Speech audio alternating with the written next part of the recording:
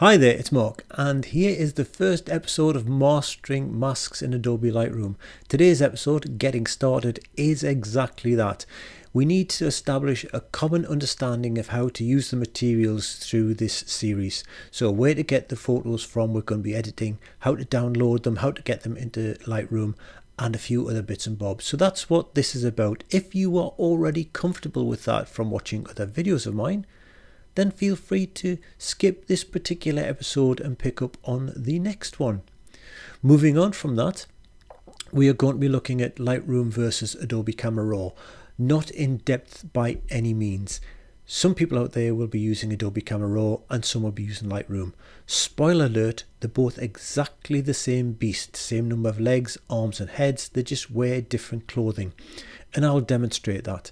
So I will predominantly be working in Classic, Lightroom Classic. If you are working in Adobe Camera Raw, these videos are still pertinent to you, so stick around and we'll have a look. Then we'll look on the first masks, the main masks that Adobe give us, which is subject, sky and background. I hope I got those right. You can test me later.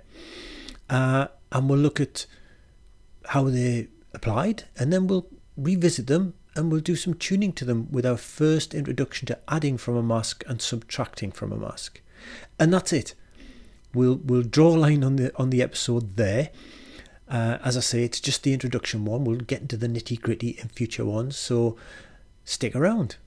So I'm going to play the titles and then we'll pick up on the other side.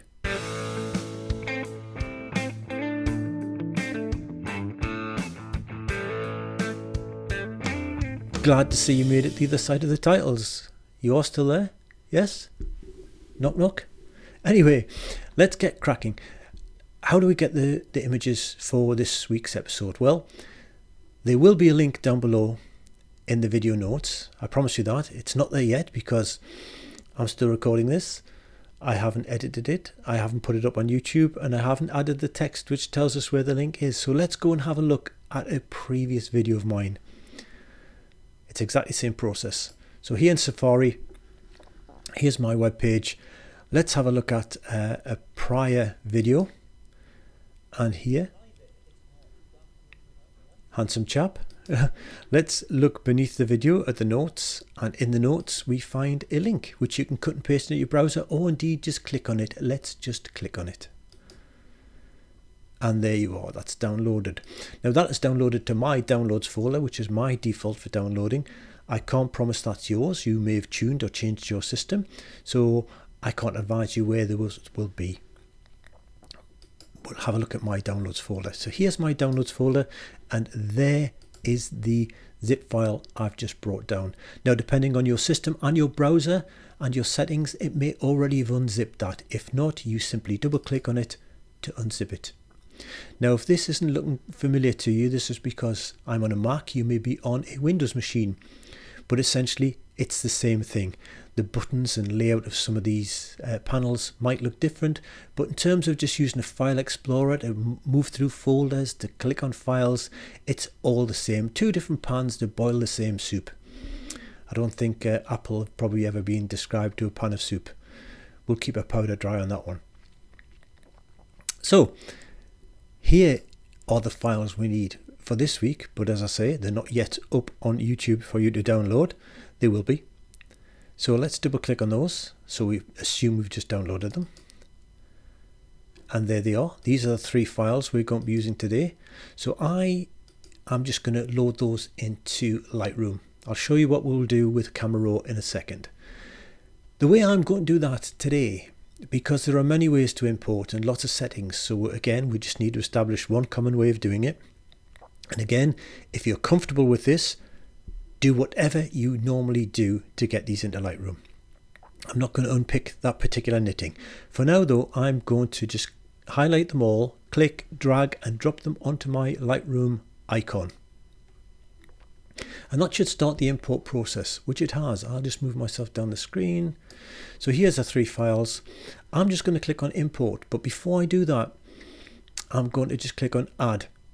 So this will add the files into Lightroom where they are. So in my case, in the downloads directory. So, and I don't mind them staying there. They're only temporary files for the purposes of this video. And there you are. There's our 3 files. We've got Durham Cathedral on the Weir. We've got a soggy looking Windermere, and we've got a boat going out to sea at South Shields in the northeast of England. I'll put myself back up here, and we'll go back to my overall group. Bear with me, I should have done this earlier. There we go. So we've got our 3 pictures ready to use. How would I get them into Adobe Camera Raw? Good question. If you're using Adobe Camera Raw, the chances are you are using Bridge. And if you're using Bridge, you would right click and open in Adobe Camera Raw. I don't have Bridge, I don't use Bridge, primarily because I don't need Bridge, because this panel down the left of Lightroom does virtually every single thing I would need from Bridge. So kind of like Bridge is mixed with Adobe Camera Raw, and then it ends up being Lightroom. One program rather than 2. So I will just click and drag and drop this onto Photoshop, because that will open Adobe Camera Raw. Photoshop doesn't know how to handle RAW files, so it puts up this intermediate, which is Adobe Camera Raw. Here's Adobe Camera Raw, and we are ready to roll. Quick look around. Under Light, we've got Exposure, Contrast, Highlight, Shadows, Whites and Blacks. Let's jump back into Lightroom Classic. Let's go to the same picture. D for a Develop module. Into Basics, and we've got Exposure, Contrast, Highlight, Shadows, Whites and Blacks. Back to Camera Raw. Under Effects, we've got Texture, Clarity, Dehaze, Vignette. Back in Lightroom, we've got Texture, Clarity, Dehaze, and then Vignette is down here under Effects. Back in Camera Raw, we've got our menu of tools up here vertically. The same menu is horizontal in Classic. There's our mask tool with subject, sky and background. I did get them right. And in Camera Raw, there's our icon for masks with subject, sky and background, and this list. And that list is the same as this list. So there you have it. The all intents and purposes, exactly the same thing, just a different cocktail dress. Okay, so where to start? That's how we're going to play along, how to get the files. That's how Lightroom and Adobe Camera Raw are related to each other. Let's now do our first mask. So the first picture we're going to choose is this one. So D for our Develop module. And in our Develop module, we are going to just open Basics and just click on Auto, just give it a bit of a pop. Quite often, Auto is all you need on your everyday average pictures you've taken. So we've got Auto, and now let's click on Masks, because I want to brighten the subject. So our first mask is going to, of these 3 amigos, is going to be the subject. What do you think the subject is going to be? What does Adobe think it's going to be? Well, Adobe thinks it's that, and I would tend to agree. Personally, I wouldn't have thought the poles and that pole were the subject, but we'll leave that for the moment. And what I'm going to do, now we've got the mask there, is move the exposure up a little bit, give it a bit of pop, and add a bit of clarity. Now, to look at the before and after in Lightroom, the backslash key. So if I press backslash once, that's the before, again, and that's the after. So we've actually made quite a difference in a matter of a few seconds with Lightroom, including masking something to make it pop. I'll go on to my next picture now. And this is of Durham Cathedral. I'm going to slide myself down because we're going to look at the sky. So on this one, let's click Auto. Let's click on our mask button and let's choose Sky. What do you think the sky will highlight? Oh look, the sky, but look more closely and you will see that here, if I zoom in, we have gone into the windows, we've gone into the tower, this roof here. It's not so bad here, but there is a bit of fringing, so it hasn't done as good a job as it could. Now, I'm not necessarily going to tidy that on this episode. I will show you ways to make the sky much better selection in future episodes as we get a little bit more advanced. But for now, there it is. So what do we want to do with the sky? Well, let's bring the highlights down to get a little bit more definition in some of those clouds. And let's just take the saturation down a little bit, or up. I think down, just lighten it a little bit. And we will leave it at that. It doesn't really matter what this particular edit was. It was more to do with showing how to apply the sky one. We'll get into the nitty-gritties of better edits using the masks as we go on. In our third picture, which is not straight, my OCD demands I straighten it straight away.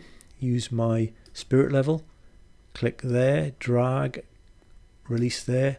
Thank you, that's now straight. Okay, now in this one, what do we have left? Of the three, we have background.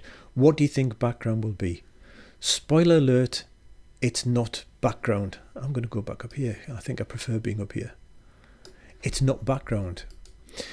Background in Lightroom and Adobe Camera Raw means everything that is not subject. So clearly we have a foreground of this picture and we have a background. You could argue the background is this landmass to the left and the right, but no.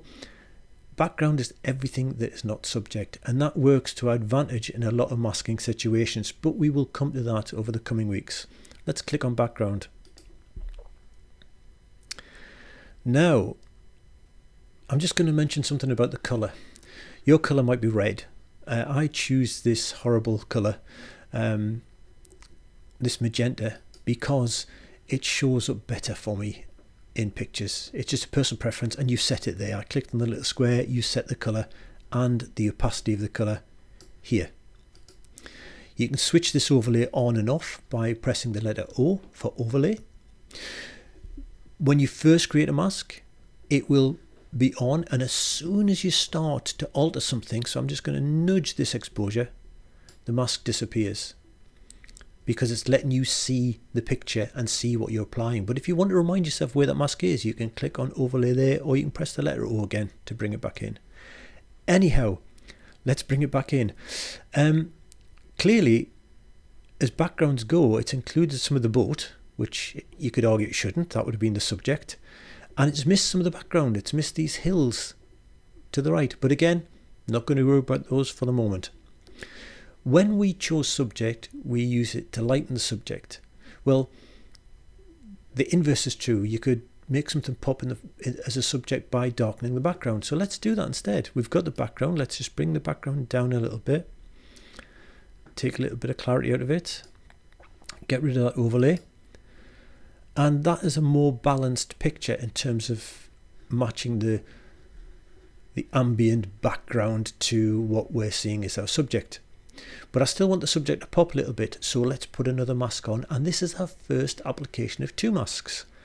So let's create a new mask, select subject, and here you can see why the background got it wrong. The subject is there, plus it's seen this as part of the subject, but I'm not going to worry about that at the moment. I am going to pop it, however, with a little bit of exposure and more clarity. And now, if we look at the before and after with my backslash key, before and after, we've kind of inverted the fact that the boat was darker than the rest and made the boat a bit lighter, but we've also brought the background down. It's wrong to keep pushing the subject up if you want it brighter. You've actually got to think of still balancing it. So rather than 2 steps forward in brightening, what about 1 step forward brightening the subject and 1 step backwards on the background? You still get 2 steps of separation, but you haven't overtly brightened something and you haven't overtly darkened something, but you can still get the same separation. Hopefully that makes sense. G for a gallery view. Okay, so we've had a look at downloading, getting the files in, having a little bit of play. Let's go and have a look at one last look at Adobe Camera Raw, and then we'll look at adding and subtracting. Okay, so back in the wonderful world of Adobe Camera Raw, and we've got Durham Cathedral. Let's click on, we did sky in there, let's click on sky there, and we've got exactly the same mask. It's still got the same bleed coming in through the edges. We can still do the same thing. We can still bring highlights down. And I can't remember what I did. Did I put more colour in? A bit more saturation in? Possibly. I can't remember, but that's by the by. It just shows you once again these are the same. And let's click on that to get back to our normal settings, including the auto button, which was there, including the crop, because we did straighten one of them, which is there. So they're all there. Back in the wonderful world of Lightroom. Let's now add and subtract something, shall we? And then we'll call it a day. So in this picture, D for a develop module, we can revisit masks. The beauty of Adobe Lightroom and Adobe Camera Raw is that they are non-destructive. You can always go back and change things. We can go back in and alter this mask that we already have there. Let's just click on the mask. Let's press our O key to overlay it. And we saw how we didn't really want those poles. Well, for the purposes of this exercise, we don't. So let us now choose one of these two buttons underneath. We'll choose subtract. We'll subtract with a brush. We'll be subtracting with many other things and intersecting masks as we go on. But I've now got a brush. It's a bit large, so I'm going to make it a bit smaller. And I'm just going to bring it down this pole. When you are subtracting, it's always better to have the overlay on so you can better see what you're doing. And we'll subtract this pole as well. And for the sake of it, we will make the brush a little bit smaller. Left hand square bracket key, or indeed use the slider up here. Oh, incidentally, on all these brushes, I should have mentioned, and hope yours was, we've got flow and density all the way up for now. In one of my previous videos, I show you exactly what they are and how you can use them to your advantage. But let's just get rid of that for the moment. And we've tidied up that mask. I'm not going to change the edit. I was just showing how we could tidy that up. Let's go into this picture and let's get our masks and show the overlay. Now, I want to add to this picture, but within the same mask. So what I'm going to do is click on add. I'm going to add with a brush, and I'm going to, because we altered the sky and the sky is kind of reflected down in the water, make my brush a bit bigger with the right hand square bracket key, and I'm just going to brush in here and possibly across the front of the weir where I saw kind of bits of the sky being reflected, or for my overlay. Switch it off. That was very slapdash. Purposely so because this is all fluid. It's fluid water. This is all just fluid. There's no defined edges, not like we were trying to do a close-up of the cathedral window and we wanted to stay within the lines quite literally, the window frames in this case. Then you can get away with it when you're making subtle changes and you're using color grades and gentle changes to exposure and such. You don't really want harsh edges, you want feathered edges. We will be doing quite a bit on feathering as we go through the series, but you don't need to get het up with precision at all. Trust me, you'll see for yourself and you'll believe it then for yourself later on. So we've reflected that in the sky. So now whatever I do to the sky, so let's say we actually start to change the color in the sky.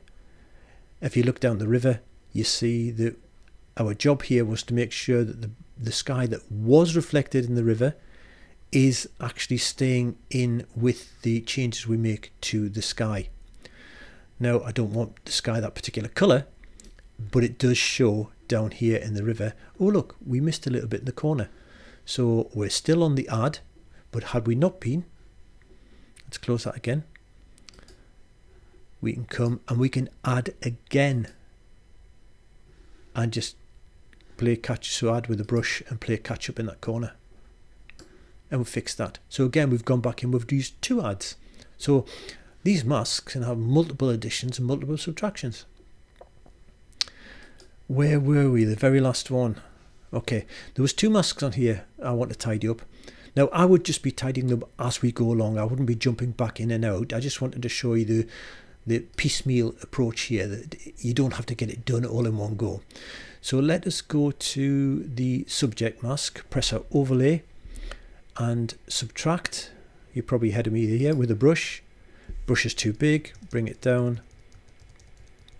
And I want to get rid of this bit. I don't have to be precise at the moment, possibly a little bit in there and there. And the other mask, we were too much on the boat, so let us subtract from there with a brush.